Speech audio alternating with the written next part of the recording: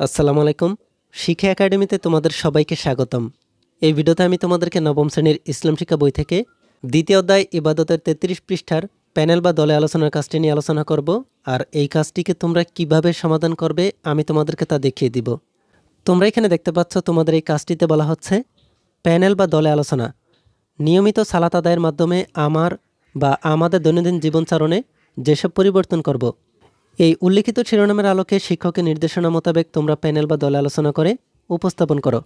তাহলে এখানে তোমাদের এই প্যানেল বা দলীয় কাজটির শিরোনামটি হচ্ছে নিয়মিত সালাত আদায়ের মাধ্যমে আমার বা আমাদের দৈনন্দিন জীবনচরণে যেসব পরিবর্তন করব।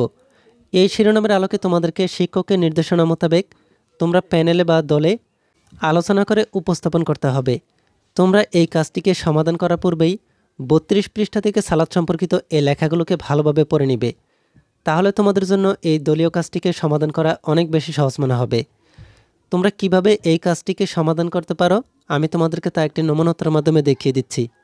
তার আগে তোমরা যারা এখনও আমাদের চ্যানেলটিকে সাবস্ক্রাইব করোনি তারা এখনই আমাদের চ্যানেলটিকে সাবস্ক্রাইব করে রাখো, আর যারা সাবস্ক্রাইব করেছো তাদেরকে অসংখ্য ধন্যবাদ।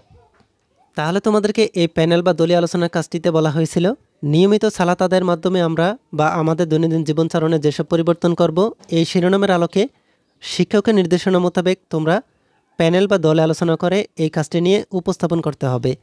তোমরা এখানে দেখতে পাচ্ছ আমি এই কাজটির উপর ভিত্তি করে একটি নমুনা সমাধান করে নিয়েছি।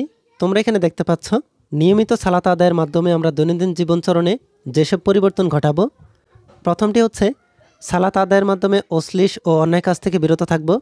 এরপরে হচ্ছে জামাতে সালাত আদায়ের মাধ্যমে সমাজের উঁচু নিচু ধনী নির্ধন দূরত্ব হ্রাস করে সাম্য প্রতিষ্ঠা করব। পাশাপাশি সালাতের মাধ্যমে সমাজের ঐক্য গড়ে তুলে শান্তি শৃঙ্খলা ও ভ্রাতৃত্ব প্রতিষ্ঠা করব।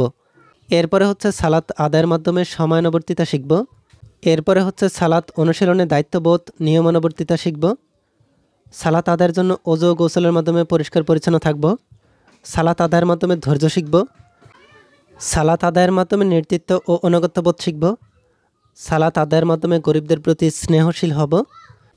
সালাত আদায়ের মাধ্যমে আখিরাতে সফলতা অর্জন করব। সালাত আদায়ের মাধ্যমে অন্তর পরিশুদ্ধ করব।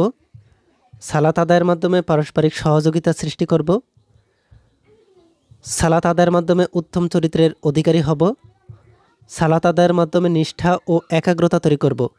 তাহলে তোমরা এখানে দেখতে পাচ্ছ তোমরা কিভাবে এই ৩৩ পৃষ্ঠার প্যানেল বা দলে আলোচনার কাজটিকে সমাধান করতে পারো। এই ভিডিওতে এই পর্যন্তই। পরবর্তী ভিডিওতে আমি তোমাদেরকে এই অধ্যায়ের পরবর্তী কাজটিকে তোমরা কিভাবে সমাধান করবে আমি তোমাদেরকে তা দেখিয়ে দিব। এই ভিডিওটি তোমাদের কাছে ভালো লাগলে ভিডিওতে কমেন্ট করে জানাতে পারো। আর পরবর্তী সকল ভিডিওগুলো পাওয়ার জন্য আমাদের এই চ্যানেলটিকে এখনই সাবস্ক্রাইব করে রাখো।